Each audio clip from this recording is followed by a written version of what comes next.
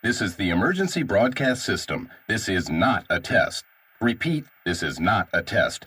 Stay tuned for further instructions. This is not a test.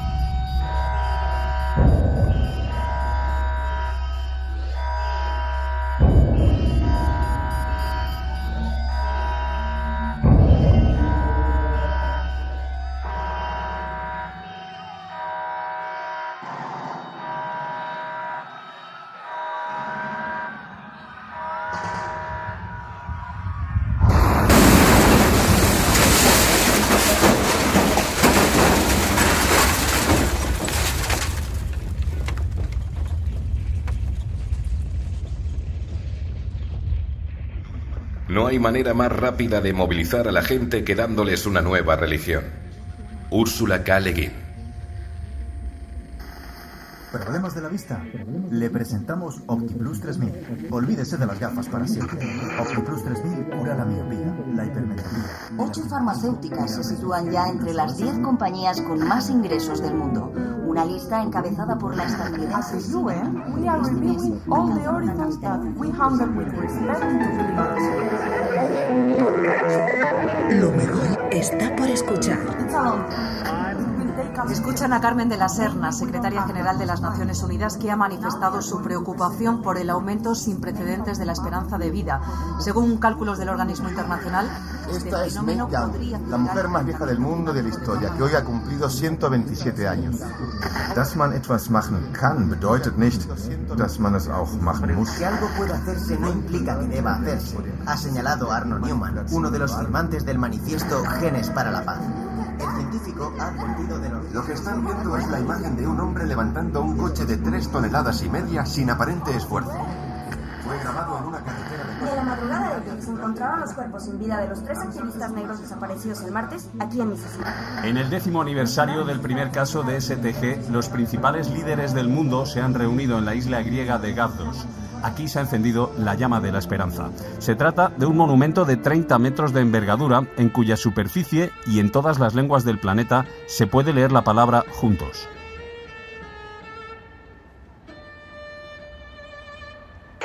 La firma de Dios. Episodio 7 de 8. Disuasión y equilibrio.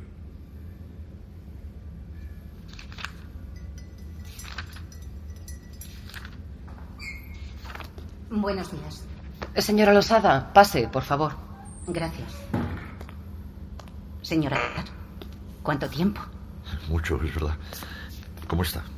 Bueno, resistiendo.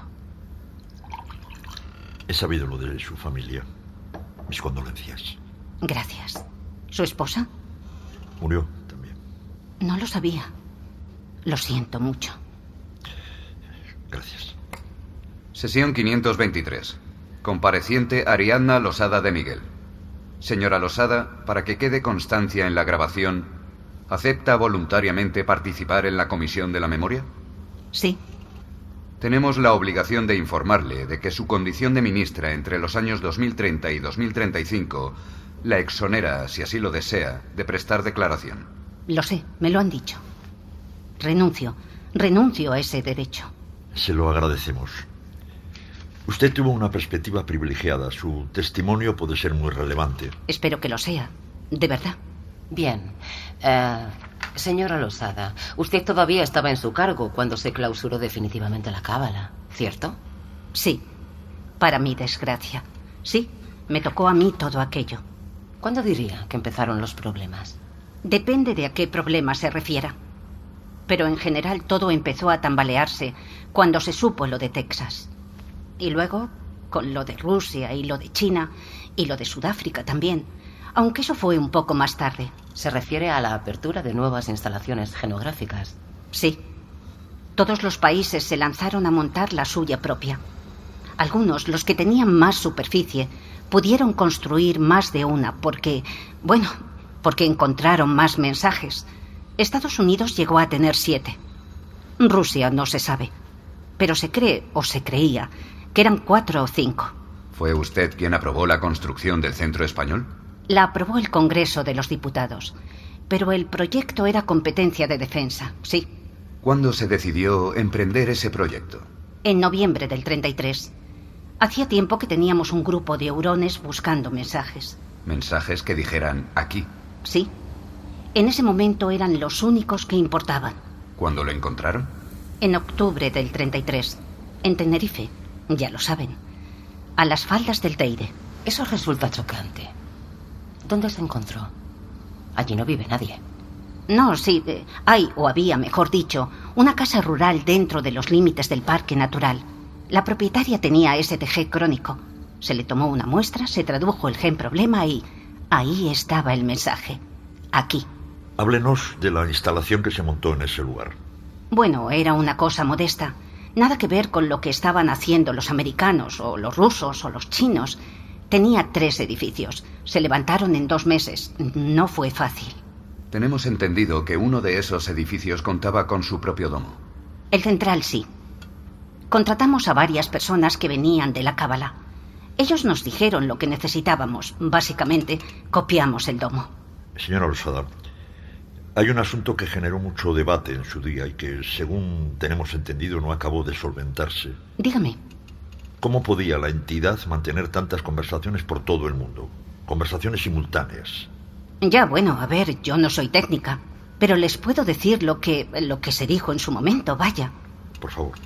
Los que más estudiaron ese fenómeno fueron los americanos, precisamente porque tenían varios centros. Lo llamaron Unobtrusive Polyphony, que se tradujo como polifonía discreta. La cuestión es que, en efecto, la entidad mantenía muchas conversaciones. Correspondencias las llamaban, todas al mismo tiempo. Aquí en España estaban hablando con nosotros, en Francia con los franceses, en Estados Unidos con los americanos. Pero, que se sepa, nunca reveló a unos lo que hablaba con los otros. ¿Alguien se lo pidió? Sospecho que todos se lo pedimos, pero nunca respondió. ¿Cómo se sabía entonces que era una sola entidad y no muchas? Porque se lo preguntaron. Los genógrafos de la Cábala se lo preguntaron. ¿Eres una o eres muchas? Y ella dejó claro que era una. No tenía por qué ser verdad. No solo eso, ni siquiera estaba claro que para ella la unidad, la individualidad, significase lo mismo que para nosotros. A lo mejor no distinguía entre individuo y colectivo.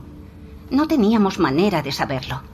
Cuando entrábamos en esas cuestiones tan humanas, no había manera de saber si nos estábamos entendiendo. Señora Losada, ¿por qué recayó aquel proyecto en el Ministerio de Defensa y no en el de Ciencia, por ejemplo? Por la misma razón que las armas biológicas no dependían de la Secretaría de Universidades.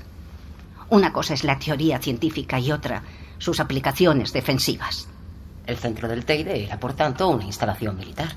Todas lo eran, las de todos los países. La única que mantenía un carácter civil puramente de investigación era la Cábala, y cada vez estaba más abandonada. ¿Por qué? Se le fue cortando la financiación. A medida que los países inauguraban sus propios centros, iban cerrando el grifo. Nadie quería seguir pagando por aquel mamotreto en los Pirineos que, además, no iba a reportar ningún beneficio. Acabó con muchas enfermedades. Ya me entienden. Sin embargo, España no llegó a suprimir del todo la financiación, ¿cierto? Ni España ni Francia. Pero eso es porque estaba en nuestro territorio. De todas formas, al final ya era casi decorativo.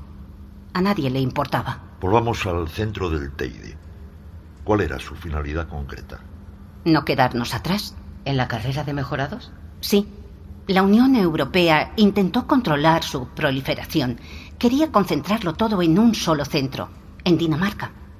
Hubo un montón de reuniones, pero no llegaba a ningún acuerdo y algunos países miembros perdieron la paciencia. Primero Alemania, luego Austria, Francia, luego nosotros, Italia. Así que cada país fue por su cuenta. Eran años de muchísima tensión. Tensión política, económica, social. La esperanza de vida era altísima Y cada vez había menos enfermedades crónicas y casi ninguna mortal.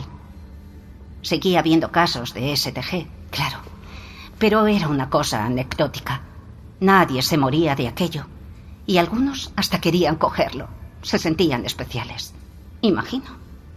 Aparecieron muchísimas empresas que te analizaban el gen problema para que supieras qué decía. La gente compartía sus mensajes en redes sociales. Lo recuerdo. Por otra parte, mucha gente pasaba hambre. Mucha. La entidad no nos dio una solución para el hambre. ¿Recuerda dónde estaba usted el 4 de julio de 2034? Todo el mundo recuerda dónde estaba ese día, ¿no? Acababa de volver del Consejo de Ministros que teníamos los martes. Estaba en el despacho, en el ministerio, cuando entró un compañero y encendió una televisión que tenía allí. Ni me dijo nada. Solo encendió la televisión. ¿Qué recuerda de aquello? Pues mire, me acuerdo que pensé, qué guapos son todos. Porque me lo parecieron, es verdad. Ya ven, qué tontería, ¿no? Qué trivialidad.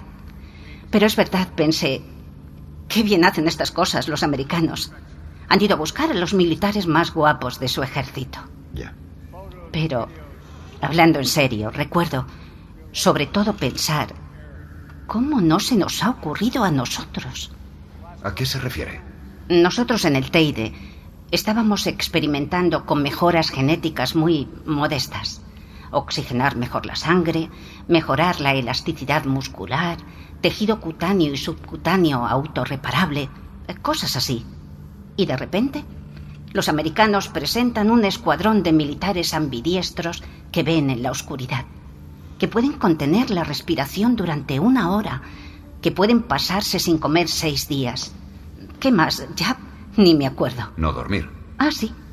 Que pueden estar sin dormir no sé cuánto. ¿Qué diría que supuso aquella rueda de prensa? Lo cambió todo. Para todos. Ese fue el inicio de la auténtica carrera. Ahí es cuando empezó de verdad. Hasta ese momento estábamos tanteando el terreno. No sé si porque nadie se atrevía o porque nadie lo creía posible. Los rusos llegaron poco después. Antes fueron los chinos. Les copiaron la presentación, solo que ellos lo hicieron más chino. En vez de tener a 10 soldados guapos, pusieron a 500 delante de las cámaras. Ni parpadeaban. Daba miedo. Señora Losada, en aquella época usted aparecía mucho en los medios hablando de la teoría de la disuasión. Sí. Insistía mucho en eso. Era mi trabajo. Me lo habían pedido. ¿Quién? Presidencia. El presidente. Recordarán que parte de la población, bastante parte además, estaba en contra del centro del Teide. Sí. Había que convencer a la opinión pública de que la inversión en mejorados no implicaba necesariamente su uso. Nadie había utilizado mejorados en acciones de guerra. Yo intentaba explicar que eran armas disuasorias y que por eso nosotros las necesitábamos también. Como en la Guerra Fría. Peor. Lo llamaron Segunda Guerra Fría, pero en mi opinión era peor, porque en el siglo XX había 2 potencias, 2 actores. Ahora teníamos Estados Unidos, Rusia, China, India, Corea del Norte, y todos desconfiaban de todos. ¿Qué escenarios geopolíticos manejaban desde el gobierno? Muchos. Pero cambiaban cada día. En el peor de todos, España. Nuestro país se convertía en un escenario de guerra. ¿Había planes de contingencia para eso? Había planes de contingencia para evitar eso, para no llegar a ese punto. ¿Cuáles? Básicamente, la alianza con Estados Unidos. ¿Por eso asumieron los americanos el control del Teide? Sí. Muchos criticaron esa maniobra. Les pareció una sumisión. ¿Y cuál era la alternativa? No había alternativa. Teníamos que tomar parte. Había que alinearse con alguien y elegimos a nuestro aliado natural. Todos los países europeos lo hicieron y todos fueron con Estados Unidos. Pero no todos cedieron sus instalaciones genográficas. Algunos eran más fuertes y pudieron permitirse poner condiciones. No era nuestro caso. En ese momento, se lo recuerdo, teníamos una tasa de paro del 37%. Había manifestaciones todos los días, en Madrid, en Barcelona, en Valencia, en Sevilla. Y literalmente todos los días había imágenes en los informativos de ciudadanos sangrando. A eso súmele el lío que teníamos con Marruecos, que no paraba de mandarnos gente a través de la frontera. Analizar la crisis a posteriori es fácil. ¿Cómo se pudo hacer esto? ¿Cómo se pudo hacer lo otro? Lo difícil es estar ahí, al pie del cañón, sin saber lo que va a pasar al día siguiente. Señora Losada, una cuestión, si no la he entendido mal. Ha dicho que cuando empezó a hablar de la teoría de la disuasión, los mejorados no habían entrado en combate. Sí. Sabe que eso no es cierto. Bueno, no... Los mejorados ya se usaban con fines bélicos por entonces. Pero solo a pequeña escala. Nadie invadió un país con mejorados. A eso me refiero. Eran escaramuzas. En el golpe de Estado de Turquía se usaron mejorados. Eso nunca se pudo verificar. Tampoco se pudo demostrar lo contrario. Señora Losada, ¿usó el Estado español mejorados con fines bélicos? No tiene que responder si no quiere. No, quiero responder. Voy a responder a todo. ¿Y bien? Una vez. Se usaron una vez. ¿Contra quién?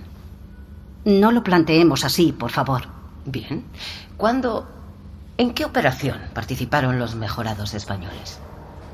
Recordarán que en agosto del 35 se produjo el genocidio de la República Argelina. Sí. Se cometieron miles de asesinatos indiscriminados.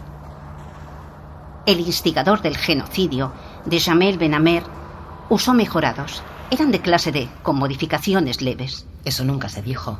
A nosotros nos informó el gobierno estadounidense. Querían usar nuestras bases aéreas y el centro del Teide. No recuerdo que Argelia tuviese un centro genográfico. Eso es porque no lo tenía. Los países musulmanes estaban en contra de la manipulación genética. ¿Y de dónde sacaron los mejorados? Según la CIA, se los compraron a Rusia. Ahí supimos que había un contrabando global de mejorados. Era cuestión de tiempo. ¿Cuál fue el papel de los mejorados españoles en el conflicto de Argelia? ¿Qué importa ya? Estados Unidos nos pidió efectivos y nosotros se los cedimos. No podíamos negarnos. Eran nuestros hombres y nuestras mujeres, pero las mejoras las habían hecho los americanos. Las habían diseñado y pagado ellos. ¿Cuántos efectivos? 2000, de clase C. Recuérdenos qué implicaba esa categoría.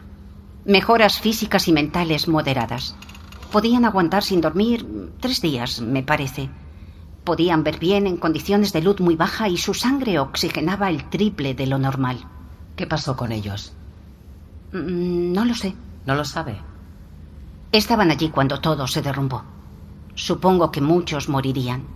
El resto seguirán en Argelia. No lo sé.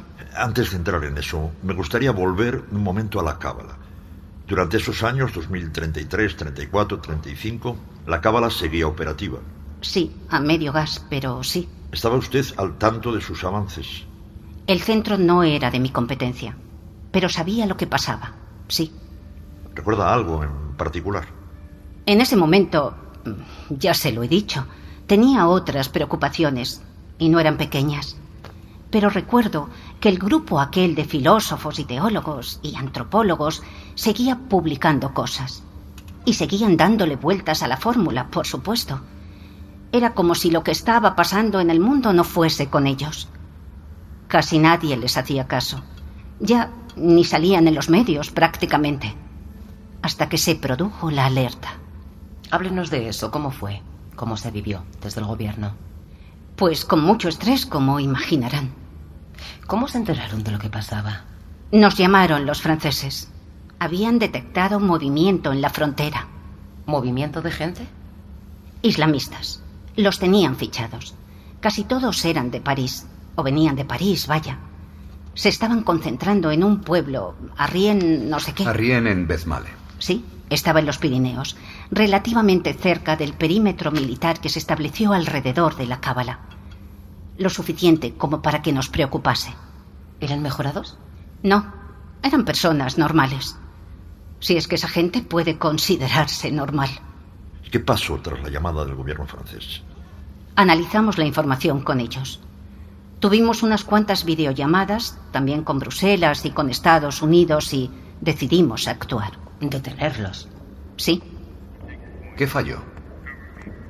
Bueno, los franceses dirán que nosotros, y nosotros, o yo, digo que los franceses. Hubo desorganización, vamos a dejarlo ahí. Y cuando los militares llegaron al pueblo, los islamistas ya se habían marchado. ¿A dónde? A saber, a los Pirineos, a las montañas, a cualquier parte. ¿De cuánta gente estamos hablando? No se sabía con exactitud, pero según los interrogatorios que se hicieron en el pueblo, eran entre 8 y 12. ¿Sabían ustedes que llevaban explosivos? Lo supimos entonces. Los perros encontraron rastros de peróxido de acetona en la casa rural donde se habían alojado. Lo llamaban la madre de Satán. Y decidieron desalojar la cábala. De inmediato. No sabíamos cuándo planeaban atacar, pero estaba claro que pensaban hacerlo. ¿Cree que los terroristas contaban con eso? ¿Con que desalojasen la cábala? No lo sé. No los tengo por tan listos. Pero aprovecharon bien la circunstancia, eso está claro.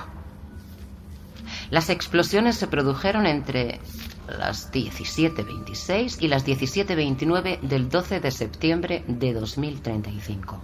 No recuerdo la hora exacta, pero fue ese día, sí, el mismo del desalojo. ¿Cómo hicieron para meterse dentro?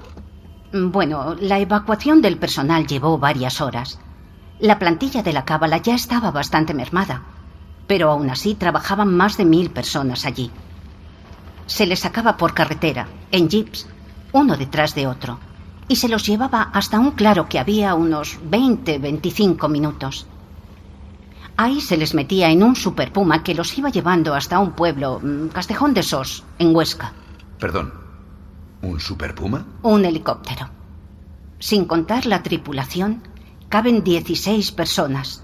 Imagínense, teníamos 7 helicópteros, 4 nuestros y 3 franceses.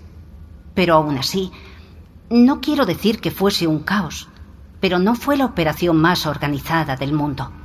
Y los terroristas lo aprovecharon para colarse dentro de la cábala. Mataron a 9 personas que se cruzaron por el camino. Unos cuantos fueron hasta el domo. Otros se repartieron por las instalaciones y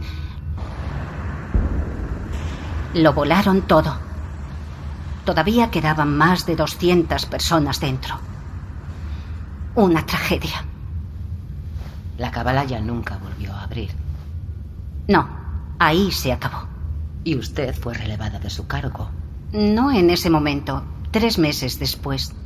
En esos 3 meses pasaron muchas cosas. Más que en los 2 años anteriores, que ya es decir. La tensión global era insoportable. Cada mañana parecía que ya estaba, que se rompía, sobre todo cuando asesinaron a Schumer. Era justo lo que todo el mundo temía que pasara. Y pasó.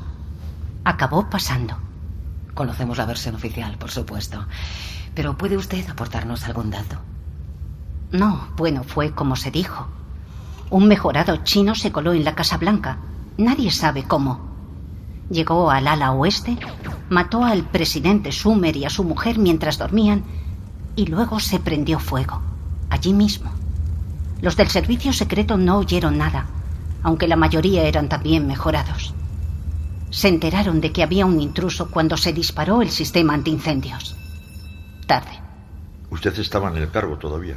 Me quedaba una semana, algo menos, días. Parece un mal momento para cambiar la ministra de Defensa, con una guerra en ciernes. O el mejor. Yo, sinceramente, no veía la hora de salir del ministerio. El papel de España ya sabía cuál iba a ser. Aportar carne de cañón a los planes de Estados Unidos. Los que fuesen. El mundo entero contenía el aliento aquellos días. No era para menos. Por mucho que China dijese que era un lobo solitario y por mucho que lo fuese seguramente. Los chinos no estaban tan locos, ni tenían ningún motivo para hacer algo así. El caso es que la carrera tomó velocidad de crucero. Cuando yo dejé el ministerio, me acuerdo que Estados Unidos tenía 300.000 soldados mejorados ya, la mayoría de clase A. China otros tantos.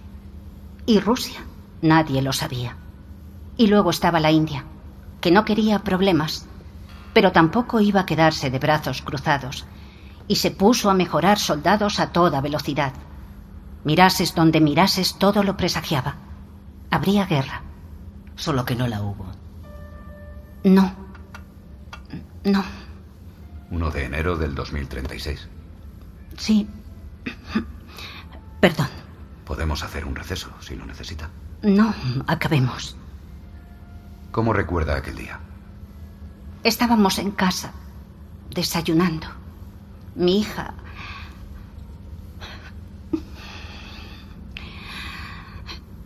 mi marido y yo. Recuerdo que... tengo la imagen grabada. Me levanté a coger la leche del microondas y entonces oí los golpes detrás de mí, en la mesa. Los golpes seguidos. Pensé que era una broma. Mi marido y mi hija haciendo el tonto. Entonces me giré y...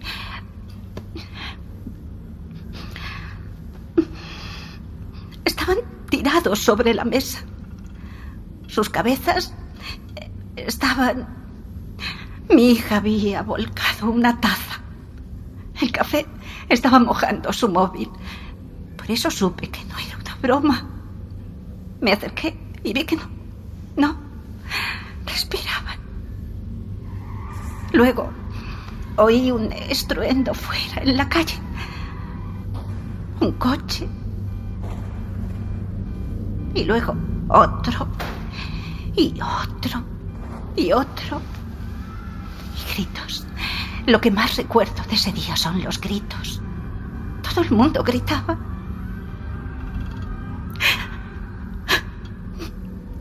Todo el mundo gritaba. ¿Qué pensó que pasaba? Primero pensé que había un escape de gas, algo así. Luego, cuando oí los coches, pensé... no es en casa, no es aquí, no es eso. Y luego...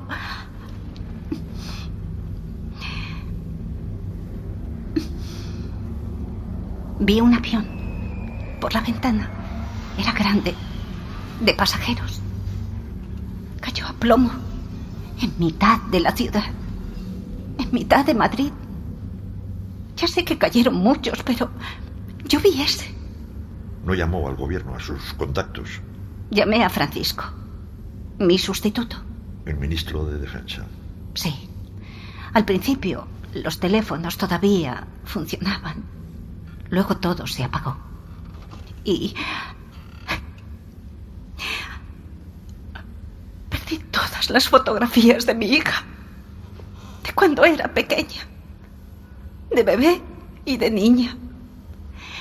Las tenía en la nube y... las perdí todas. Cada vez me cuesta más recordar cómo era. Perdón. No, por favor. Todos pasamos por lo mismo. No tengo ningún derecho a... Perdón. Acabemos con esto. ¿Podemos tomarnos un descanso? No, acabemos. Nos decía que llamó al ministro de Defensa. Sí. ¿Qué le dijo? Nada. No me cogió. Pero da igual. En ese momento...